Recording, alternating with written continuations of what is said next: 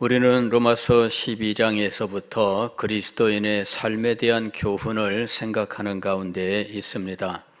그리스도인의 삶에 대한 사도 바울의 교훈은 개인의 인격을 도야하는 특성을 가지고 있는 것이 아니라 공동체적인 특성을 가지고 있다라는 사실을 우리가 함께 생각해 왔습니다.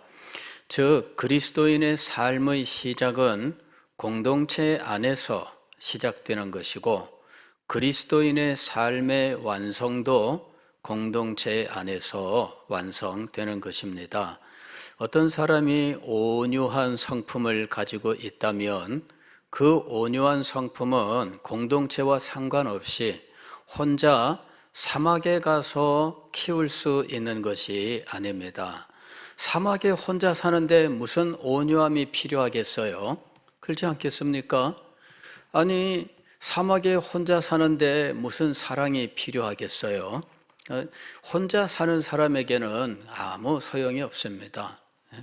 우리가 성령의 9가지 열매를 맺어야 한다. 그것이 그리스도인의 열매 맺는 인격의 특징이다. 이렇게 이야기를 하지만 공동체가 없이는 그와 같은 성령의 열매가 아무런 의미가 없어요. 그 열매를 누가 따먹겠습니까?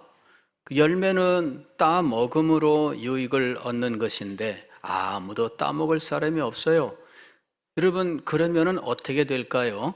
그러면은 그냥 열려서 썩어버리는 거예요.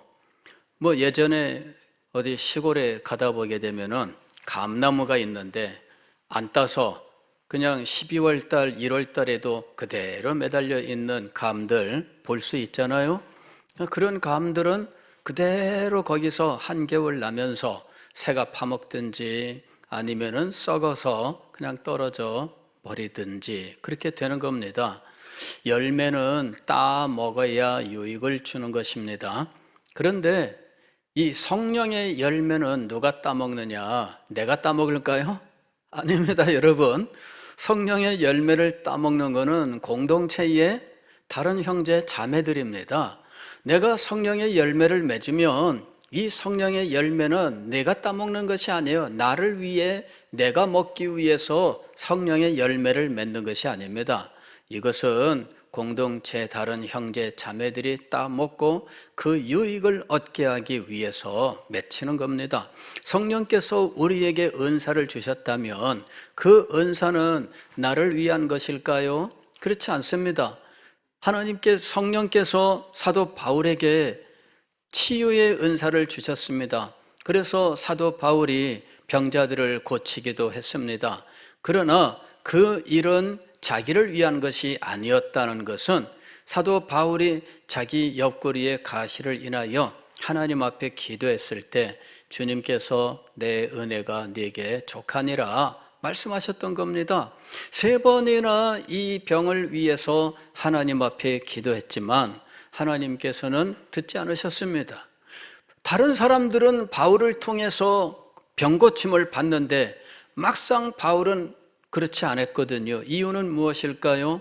그 은사를 행한 사람을 위한 것이 아니라 은사를 누리는 형제들, 자매들을 위한 것이었기 때문입니다. 은사는 나를 위한 것이 아닙니다. 내가 나를 빛내게 하기 위해서, 내가 그 유익을 얻기 위해서 은사를 추구한다면 그 은사는 성령의 은사가 아닙니다. 성령의 은사는 공동체를 위한 것이며 그리스도께서 그를 위하여 죽으신 형제 자매들을 위한 것입니다. 이렇게 우리는 성경을 살펴보면 그리스도인의 삶의 가장 아름답고 귀한 것들은 나를 위한 것이 아니라 공동체를 위한 것이다 라는 사실을 알 수 있습니다. 그러면 나는 뭐냐? 나는 뭐냐? 이런 생각을 할 수가 있습니다. 그런데 이렇게 베푸는 사람이 오히려 더 크게 누리게 하는 것이 또 하나님의 뜻이기도 합니다. 그래서 주는 자가 복이 있다 이렇게 말씀하신 겁니다. 은사를 받으셨습니까? 베푸세요. 그러면은 더 큰 기쁨과 은혜와 능력으로 충만하게 될 것입니다. 성령의 은사가 성령의 열매를 공동체의 형제 자매를 위하여 여러분이 맛있게 공급을 하셨습니까? 그래서 형제 자매들이 여러분이 맺은 성령의 열매를 따 먹음으로 유익을 얻으셨습니까? 그렇다면 주님께서 여러분에게 더 큰 기쁨과 평안을 허락해 주실 것입니다. 더 큰 것으로 갚아주시는 하나님의 원리가 있습니다. 그리스도인은 사막에서 완성되는 것이 아니라 교회 안에서, 공동체 안에서 완성되는 것입니다. 지난번에 제가 여러분들에게 기독교 이 초대교회에 이 수도사들이 있었다라고 말씀을 드렸잖아요. 그리고 그 수도사들의 그 삶이 참 얼마나 존경하는 삶이었는지 많은 사람들이 추앙을 했다라고 말씀을 드렸는데, 그러나 많은 사람이 그것을 추앙했다 할지라도 성경적으로 볼 때 정직하게 말씀을 드리면 그것은 아름다운 삶은 결코 아닙니다. 세상을 떠나 아무도 만나지 않는다라고 하는 이것만큼 성경이 반대하는 삶은 없어요. 어떤 사람들은 이런 말을 합니다. 이 교회가 여러 가지로 복잡하고 교회 깊이 알면 너무나 문제가 많기 때문에 나는 교회에 이제는 큰 교회 가서 이름도 없이 빛도 없이 교회를 다니리라. 아니, 하나님 앞에 충성할 때 이름도 없이 빛도 없이 교만하지 아니하고 영광을 구하지 아니하고 온전한 헌신으로 섬기겠다. 그때 쓰는 것이 이름도 없이 빛도 없이 아닙니까? 그런데 교회에 이름도 없이 빛도 없이 갔다가 오겠다. 여러분, 그건 신앙이 아닙니다. 그런 생각 가진 사람들이 있다면 그 사람이 예수님을 믿는다 할지라도 신앙이 아닙니다.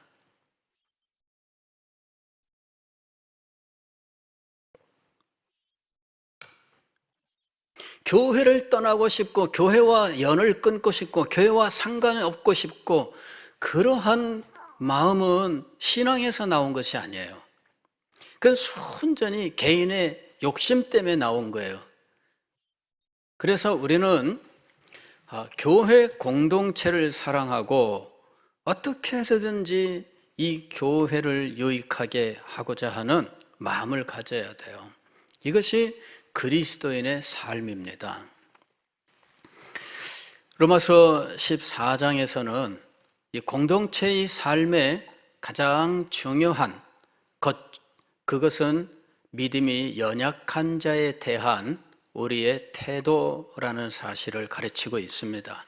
공동체를 이룰 때 믿음이 이미 진리 위에 서 있고 흔들리지 않는 믿음을 가진 사람이고 그의 판단이 하나님의 뜻에 합당하게 되어 있는 사람이라면, 그리고 공동체 안에서 섬김의 삶을 살고 있는 사람이라면, 그렇다면 우리는 그 사람에 대하여는 크게 염려하지 않겠지요. 문제는 무엇이냐면은 연약한 사람들입니다. 연약한 사람들은 쉽게 넘어지고 그래서 공동체 안에서 쉽게 떨어져 나가는 거예요. 그렇게 해서 공동체의 한 그쪽이 구멍이 나는 거죠. 하나님께서 내가 극상품 포도나무를 심었더니 울타리에 구멍이 나서 여우가 들락거리고 결국은 이 포도원이 무너졌다. 이렇게 말씀을 하셨잖아요. 이런 구멍이 어디서 생기는가? 약한 곳에서 생기는 겁니다. 강한 곳이라면 이 구멍이 안 생기겠죠. 그런데 약한 곳에서 구멍이 생기는 거예요. 그리고 이 약한 곳을 잘 살펴서 잘 보수해 줘야 되는 겁니다. 로마서 14장은 이 약한 자들에 대한 배려, 그들에 대한 합당한 태도, 이것이 공동체의 삶에서 결정적으로 중요하다라고 말씀하는 겁니다. 공동체 안에서 왜 연약한 자들에 대하여 배려하고 그들의 말과 그들의 견해를 받아주고 비판하지 아니하고 참고 인내해야 되는가? 그것은 공동체를 지키고 공동체를 세워 나아가기 위해서다라고 하는 것입니다. 자, 이 로마서 14장에서는 몇 가지 원리를 가르쳤습니다. 14장 1절에서는 믿음이 연약한 자를 용납하라, 믿음이 연약한 자를 너희가 받으라, 이렇게 되어 있습니다. 이 받으라, 왜 믿음이 연약한 자를 우리가 받아야 하는가? 하나님께서 그들을 받으셨기 때문이다. 이게 3절에 나오는 말씀이에요. 여기 보면은 하나님이 그를 받으셨음이라 이렇게 이야기합니다. 하나님께서 믿음이 연약한 사람을 당신의 것으로 받으셨습니다. 그래서 하나님이 받으셨는데 거기다 대놓고 누가 뭐라고 이야기를 하겠습니까? 하나님이 받으셨으면 그걸로 끝나는 거예요. 그런데 하나님께서는 보시고 아무 말씀도 안 하시는데 내가 괜히 그냥 막 건드리고 계속해서 괴롭힌다는 거죠. 물론 내 말이 틀린 건 아니에요. 그렇다 할지라도 믿음이 연약한 사람은 아직 배워야 할 것도 많고 연단받아야 할 것도 많습니다. 그때까지 참아야죠. 근데 그렇게 되기도 전에 계속해서 찔러 놓으면 그러면 어떻게 되겠어요? 이 사람은 키워가야 되는 겁니다. 여러분, 우리가 자녀를 키울 때도 마찬가지예요. 자녀들에게 바른 행동과 말을 가르쳐야 하지만 그러나 이것이 쉽지 않습니다. 이거는 정말 시간도 걸리고요. 그 동안에 많이 참아야 돼요. 가르침을 포기해서는 안 되지만 그런 동안에 시간이 필요해요. 그리고 끊임없는 가르침이 필요해요. 그러나 가르침은 비난이 되어서는 안 됩니다. 아니, 아이를 향해서 비난하면 되겠어요? 그러면 안 되잖아요. 아이에 대해서는 용납하고 또 그 아이에 대하여 한없는 사랑으로 감싸주면서 이 아이가 이것을 배워 행할 수 있도록 해야 된다 하는 거죠. 여기서 용납한다라고 하는 것은 그냥 가르치지도 않는다 하는 말은 아닙니다. 여러분, 믿음이 연약한 사람 가르치지도 않고 그냥 방치하라, 그 말 아닙니다. 여기서 받으라 하는 거는 사랑으로 용납하라는 이야기예요. 우리가 어린 아이들을 사랑으로 끝까지 용납하고 참아주고 그러면서 가르치잖아요. 가르치지 않으면 그거는 부모로서 합당한 모습이 아닙니다. 부모라면 당연히 가르쳐야죠. 그리고 어릴 때 부모에게 잘 배운 사람과 부모에게 배우지 못한 사람은 나중에 나타나는 거예요. 그래서 우리도 옛말에 그런 말이 있잖아요. 누구 뭐 잘 못하면 하는 말이 네 부모는 하면서 부모에게로 연결되는 욕을 하잖아요. 이거 왜 그럴까요? 부모가 제대로 가르쳐야 하는 거예요. 즉 믿음이 연약한 자를 받으라 하는 말은 그냥 무슨 행동을 하고 무슨 말을 하든 그냥 놓아두라 하는 말은 아닙니다.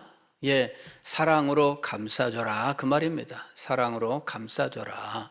그러나 가르치는 일은 꾸준히 해야 됩니다. 꾸준히 진리를 가르치고 하나님의 뜻을 가르치고 말씀의 원리를 가르치고 그리하여 영적 성장이 일어날 수 있도록 해야 된다.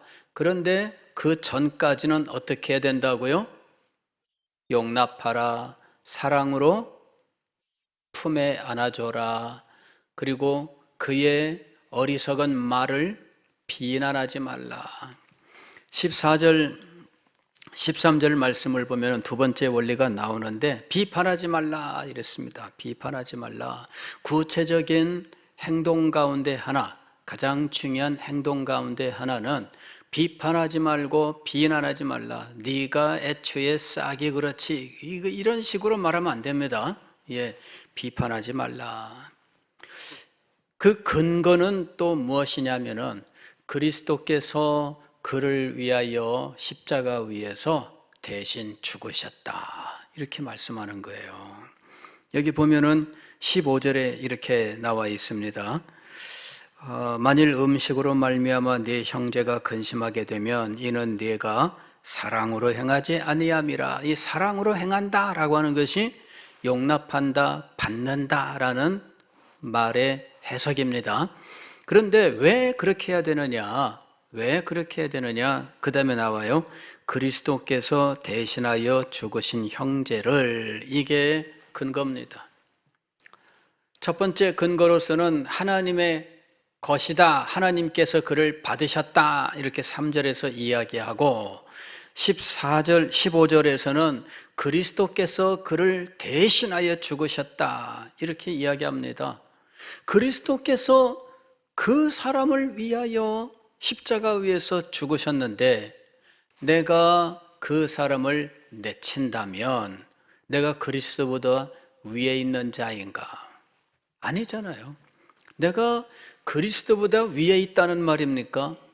아니, 하나님께서 받으셨는데 내가 자꾸만 이 사람을 공격을 해서 내보낸다면 그러면 내가 하나님보다 위에 있다는 말입니까? 아니잖아요. 우리는 하나님보다 위에 있는 자가 아니며 그리스도보다 위에 있는 자가 아닙니다. 그래서 하나님께서 받으셨다면 우리는 모두 다 아멘 이렇게 해야 되는 겁니다.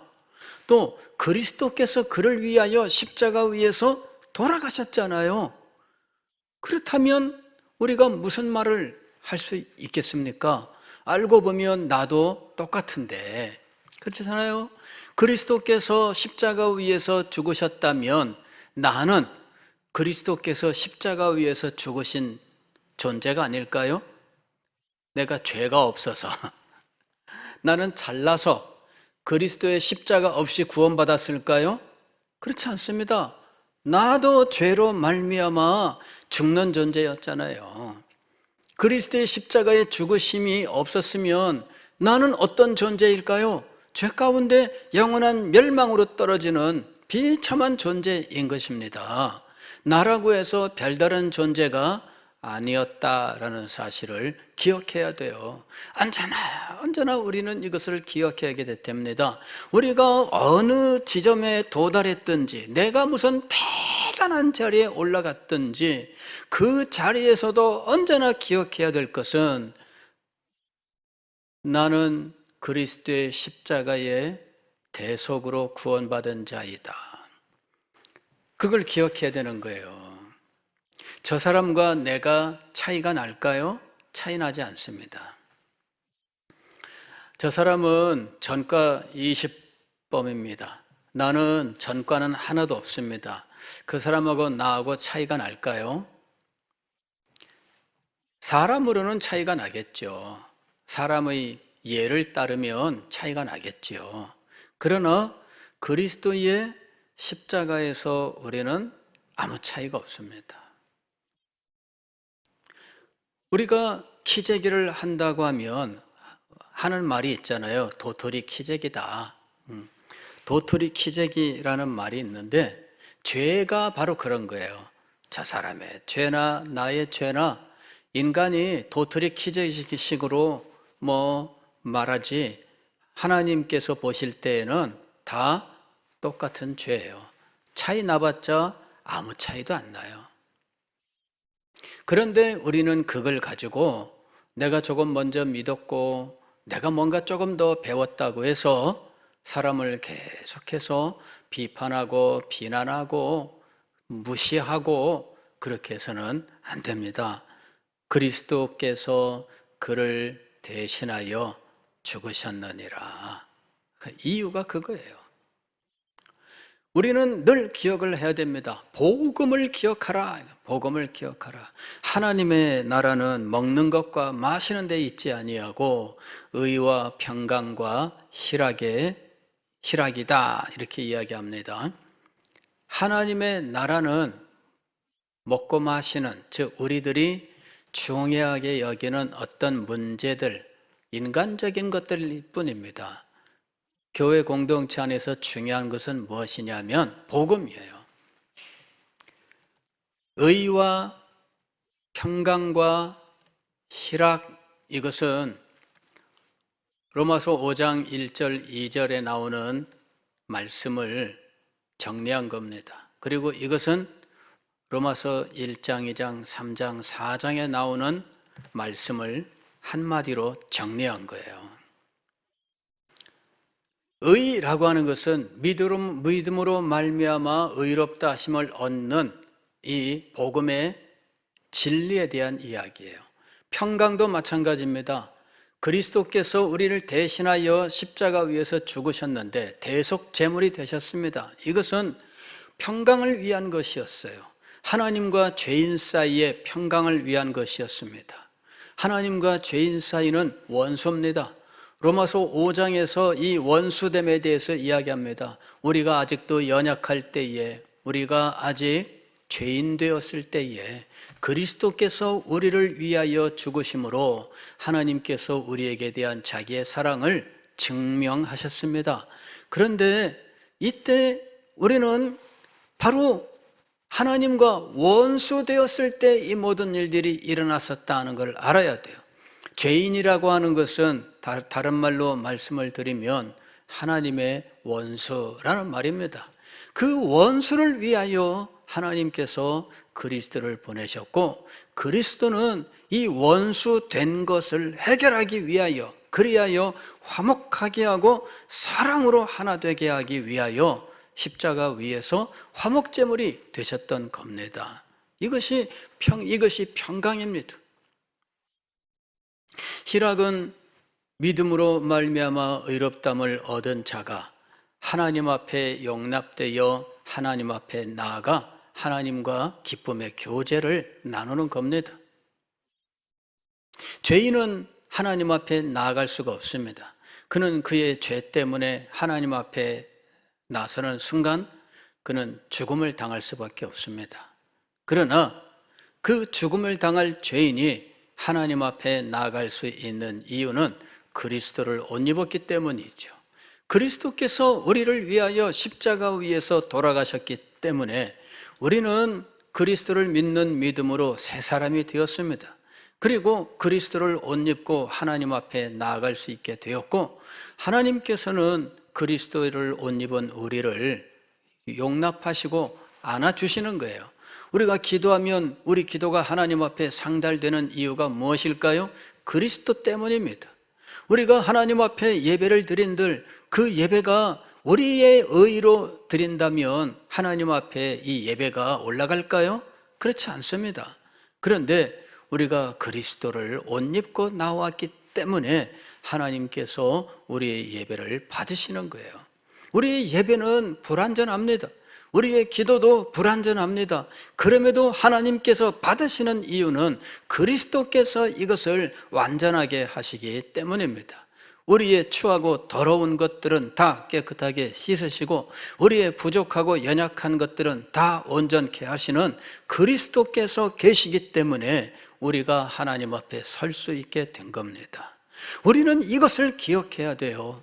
저 사람을 못 참는데 나를 참으신 하나님을 기억해 보라, 그 얘기입니다. 이거는 우리가 죽는 순간까지라도 언제나 가지고 있어야 되는 거예요. 내가 바로 1초 후에 죽는다 할지라도 그리스도께서 나를 용납하신 것처럼 이것을 기억해야 된다는 이야기입니다. 어떤 사람을 도저히 용납지 못하겠거든 그리스도께서 바로 그런 원수된 나를 용납하셨다. 그를 나를 대신하여 십자가 위에서 죽으셨다라는 사실을 기억해야 됩니다. 쉽지 않죠. 알아요. 쉽지 않아요. 전에도 제가 말씀을 드렸습니다마는 참 저도 이 말을 참지 못하는 사람이라서 어느 교회에 있을 때에 날마다 이 불화의 문제가 그냥 누가 그렇게 미우니까 그 얘기를 저한테 계속 하는데 제가 정색을 하고 한번 이야기를 했어요. 이젠 더 이상 그렇게 하지 마시고 다 그리스도께서 당신을 위하여 십자가에서 죽으셨다. 그걸 기억하세요. 그리스도의 십자가 앞에서 너나 나나 다 죄인일 뿐입니다. 그 말 때문에 그분하고 결국은 단절됐어요. 그 말을 해야 된다고 제가 생각을 했어요. 왜냐하면은 그걸 기억하지 못하면 우리의 신앙 인격이 점점 추하고 부패하게 돼요. 자기 의의를 강조하고 저 사람은 무조건 잘못했고 늘 이 말로 이렇게 하다 보면 우리의 신앙 인격이 부패하게 돼요. 그리고 우리의 영혼이 썩어요. 그리고 그거를 듣고 용납하는 사람의 양심이 잘못되는 거예요. 그래서 정말 오래 참다가 제가 진정으로 말씀을 드렸는데 그러나 안 받아들입니다. 여러분, 쉽지 않아요. 제가 사역자가 되어서 말씀을 전하고 이제는 한 교회를 다니면서 23년이 되었습니다마는 갈수록 어려워지는 것이 말씀의 가르침이에요. 갈수록 어려워지고 갈수록 버거워지고 갈수록 낙심하고 이렇게 돼요. 이상하죠? 부목사 시절에는 이걸 위해서 눈물을 흘려도 그때는 소망이 있었어요. 내가 앞으로 사역을 해서 놀라운 하나님의 은혜로 영혼들이 변화되고 막 그런 꿈과 소망이 있었어요. 그런데 한 교회를 23년을 담임하고 오늘까지 이루고 보니까 지나간 세월이 헛되다는 생각이 드는 순간들이 있어요. 내가 뭘 가르쳤나? 이 가르침이 아무런 소용이 없었네? 막 이런 순간들, 그런 것들이 찾아와요. 그럴 때 너무 힘들고 어려워요. 그만큼 이건 가르치는 사람도 어려운 것이지만 우리들도 그만큼 힘들고 어렵다는 겁니다. 배워도 안 되는 거지. 그렇죠? 예. 배워도 안 되는 거예요. 어쩌겠어요. 배워도 안 되는데. 그렇잖아요. 배워도 안 되는데. 그래, 가만히 생각해 보니까 그런 게 있긴 있더라고. 그죠? 수학 문제를 풀어주는데 아무리 풀어줘도 몰라. 이것도 몰라! 하면서 소리치잖아요. 우스갯소리로 제가 몇 번 했던 기억이 납니다. 서울대 다니는 어떤 친구가 과외지도 학생을 가르치면서 늘 입에 달고 했던 것이 이것도 몰라? 그거였었는데 이것도 몰라? 야, 이렇게 쉬운 걸 몰라? 그게 이 친구 입에 늘 달고 사는 거였어요. 근데 어느 날 풀이 죽어가지고 나타난 겁니다. 이유가 뭔가 그랬더니 해도 안 되는 것이 있는 줄 알게 되었다는 거죠. 테니스를 치게 되었는데 자기가 운동신경이 그야말로 하나도 발달이 안 된 거예요. 그러니 서울대 다니면 뭐 해요? 테니스 라켓 들고 치면은 완전히 춤만 추다 마는데 공은 어디로 도망가 맨날. 아니 공을 치는데 왜 공이 그냥 지나가기만 하는지, 그래 공을 또 어쩌면 모처럼 공을 맞추면 공은 멀리 휘잉 하고 엉뚱한 데로 날아가는 거예요. 그러니 이 코치가 아니 그것도 못합니까? 이렇게 한 거예요. 그 순간 깨달음이 온 겁니다. 그것도 못합니까? 그러는데 처음에는 억울했습니다. 잘 안 되는데 어떡해. 근데 자기가 과외지도 하던 학생한테 자기가 맨날 그렇게 했던 거예요. 이것도 못해 하면서. 우리의 신앙생활이란 게 그렇잖아요. 힘들고 어렵습니다. 가르치는 것도 어렵지만 배우는 것도 참 쉽진 않아요. 이게 참 큰 숙제입니다.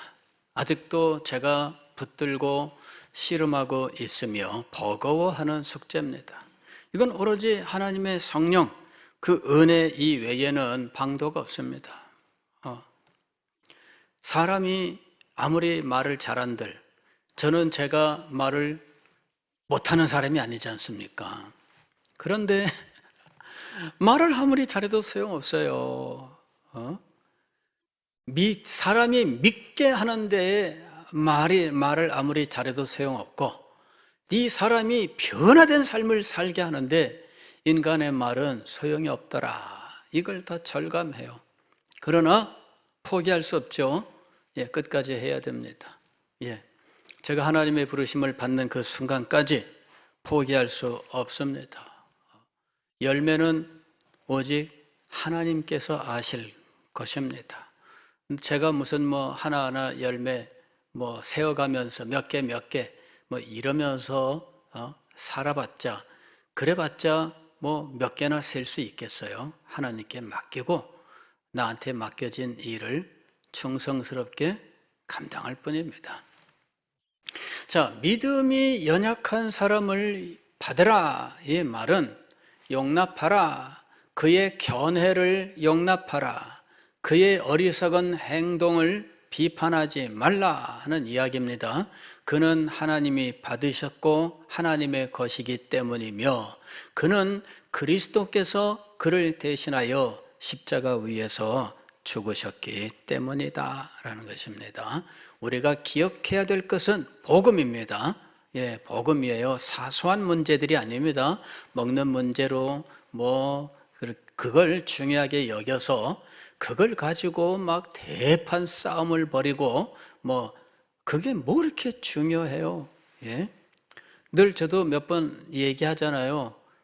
미국 교회에 퍼져 있는 전설이 있어요. 미국 교회에 퍼져 있는 전설. 어느 교회에서 권사님들이 샐러드 드레싱 가지고 뭐 하자 처음엔 기쁘게 모였다가 오리엔탈로 하자 뭘로 하자 하다가 결국 오리엔탈 파와 이 파와 나뉘어 가지고 교회가 분열됐다 이러는. 제가 오래전에 미국에서 왔던 우리 친구한테 그 얘기를 듣고 야, 그럴 수도 있구나 그랬는데, 그런 일들이 교회 안에 예상외로 많아요. 정말 많습니다. 중요한 건 뭐라고요? 중요한 건 복음이에요. 하나님 나라는 의와 평강과 희락이다. 이걸 꼭 기억하셔야 돼요. 세 번째로는 오히려 믿음이 강하다면 믿음이 약한 사람의 입장에 함께 서줘라 겁니다. 이게 세 번째 교훈이에요.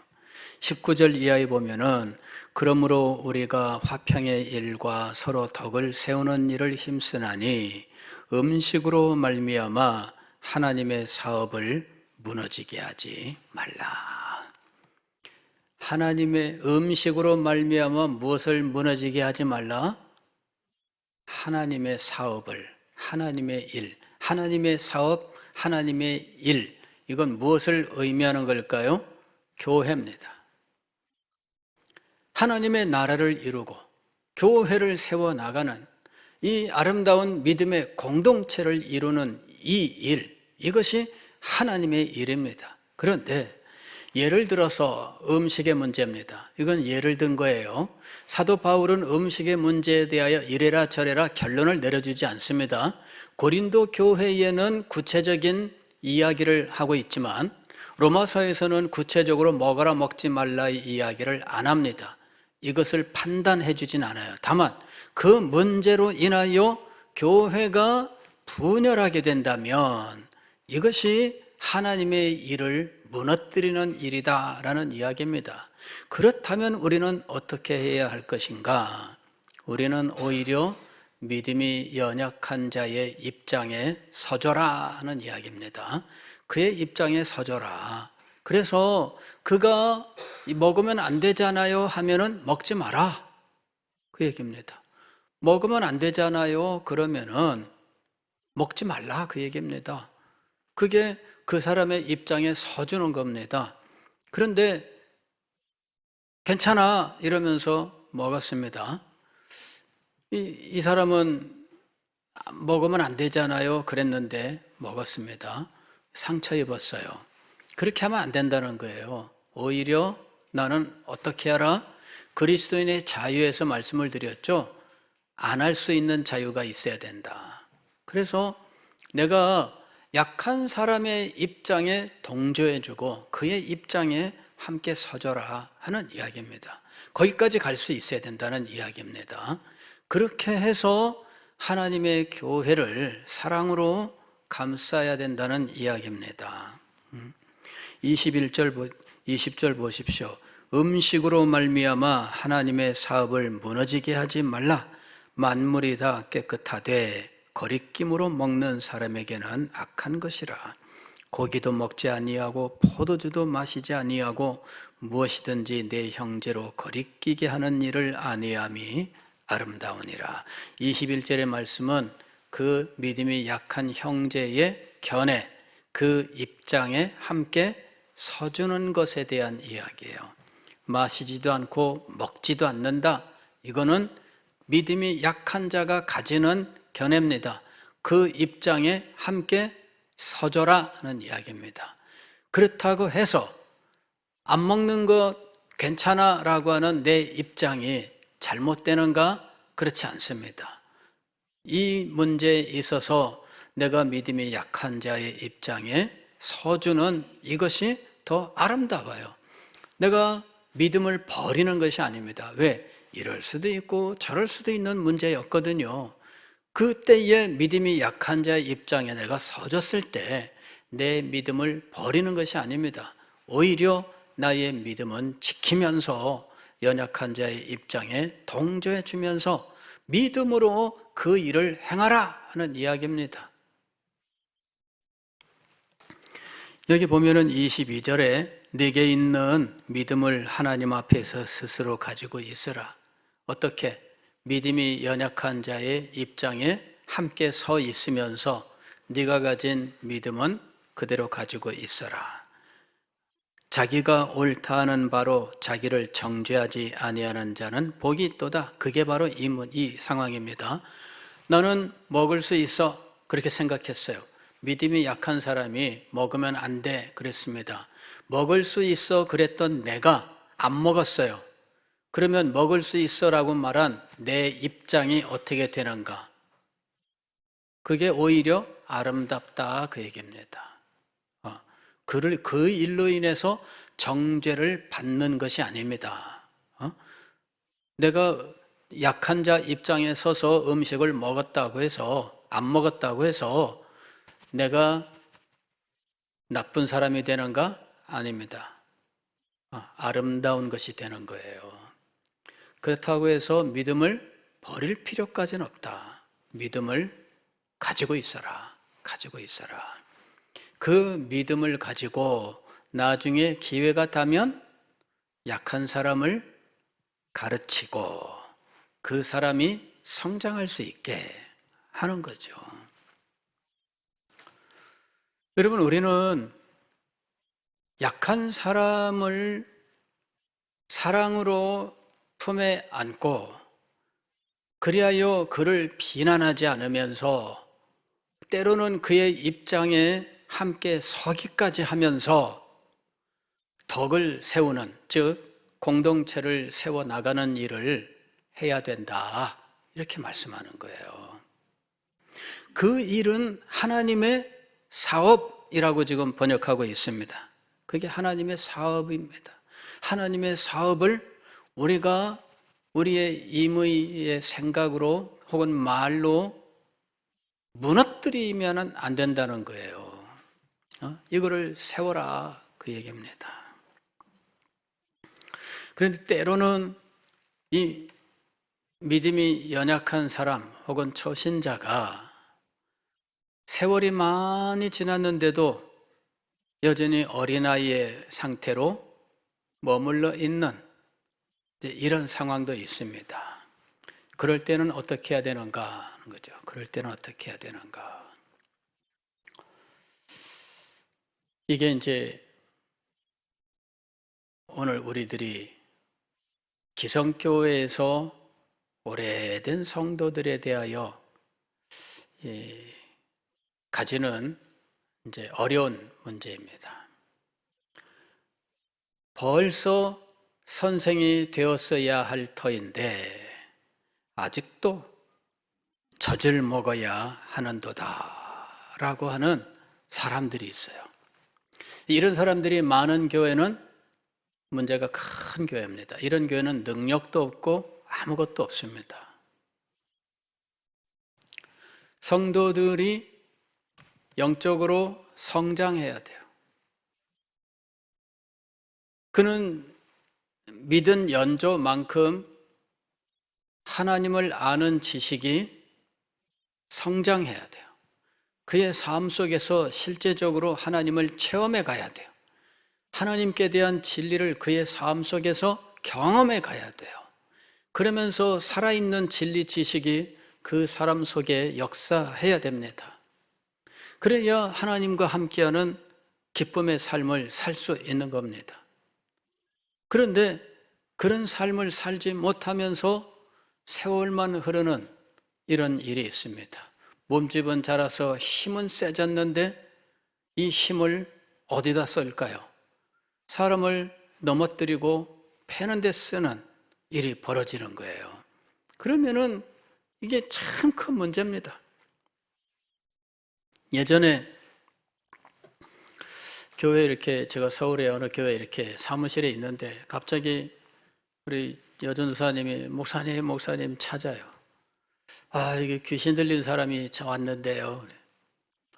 이래가지고 보니까 어머니하고 아들이 교회로 들어왔는데 이분들이 볼 때는 아들이 귀신 들렸다 이렇게 보인 거예요. 그래서 제가 어머니를 불러서 얘기를 나눠보니까 귀신 들린 건 아니고 정신적으로 이 사람이 이제 성장이 안 됐는데 몸집은 뭐 30살 뭐 일이 되니까 거기다가 아무 걱정 없이 먹고 뭐 그러니 뭐 몸집은 뭐 그냥 뭐 엄마의 2배 막 이런. 그래가지고 이 같이 어디 가다가 이 스트레스 받으니까 이 스트레스를 엄마한테 푸는 거죠. 막 때리면서. 그러니까 이제 엄마는 그냥 맞고 그러면서 이제 교회로 도피를 한 거야. 마침 교회가 옆에 있으니까.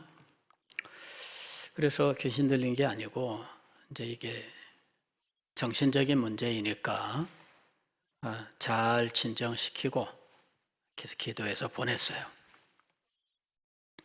몸집은 커졌는데 이 몸을 제대로 사용할 수 있는 능력이 그의 정신 세계 속에 없는 거죠.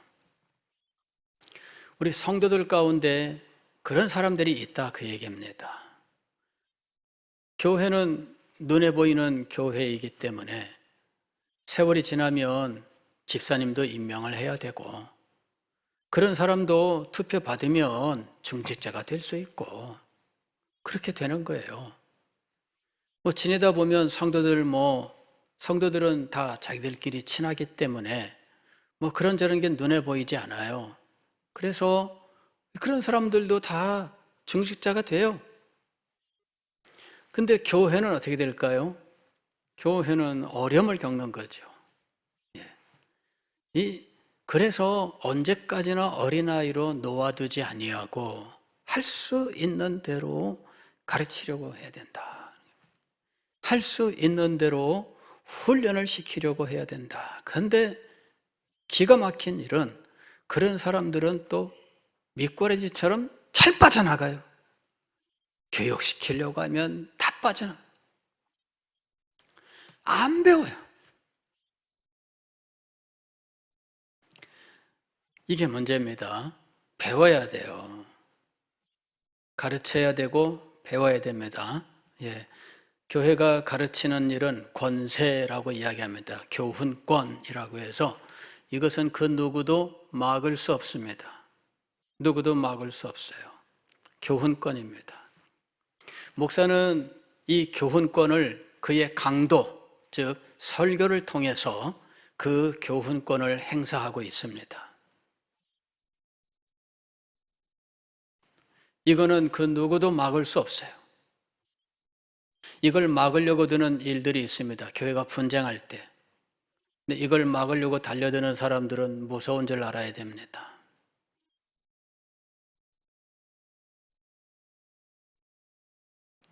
여러분, 이게 성장을 해야 돼요. 문제는 또 있습니다. 성장은 했는데 상황 따라 끝까지 믿음으로 행하지 못하는 일들이 있습니다. 그러니까 입장 따라 싹싹 바꾸는 거죠. 그리 되면 안 된다, 그 얘기입니다. 그리 되면 안 된다. 일관성을 가지고 지킬 건 지켜야 된다 하는 겁니다. 갈라디아서 2장을 보게 되면 사도 바울이 베드로에 대해서 그의 외식을 책망하는 장면이 나옵니다. 이방인들과 함께 식사하고 있는데 유대인 할례받은 자들이 올 때 사도 베드로가 이 사람들 만나지 않으려고 황급하게 자리를 피했다. 그리고 바나바까지도 그만 현혹되어 가지고 같이 그 자리를 피했다. 이거는 안 된다. 이렇게 바울이 말하는 장면이 있습니다. 지켜야 될 진리의 문제는 입장 따라 바꾸면 안 되고 지켜줘야 된다 하는 것입니다. 그렇게 해서 그 진리를 교회 안에 바로 세워야 된다는 거죠. 그래야 배울 수 있는 거예요. 그렇지 않으면 못 배웁니다. 언제나 때를 쓰면 들어줘야 되고 언제나 고집하면 그냥 물러나야 되고 나중에 우리같이 민주주의라고 하는 것이 우리 정신세계 속에 뿌리박혀 있는 상황에서는 이런 불신앙이 민주주의의 이름으로 교회를 휩쓸고 갈 수가 있습니다. 그래서 가르쳐야 된다 그 얘기입니다. 그래서 양보하지 아니하고 진리는 굳게 지켜줘야 된다. 진리를 가르치기 위하여 이 것들은 입장 따라 상황 따라 바꿔서는 안 된다라는 것입니다.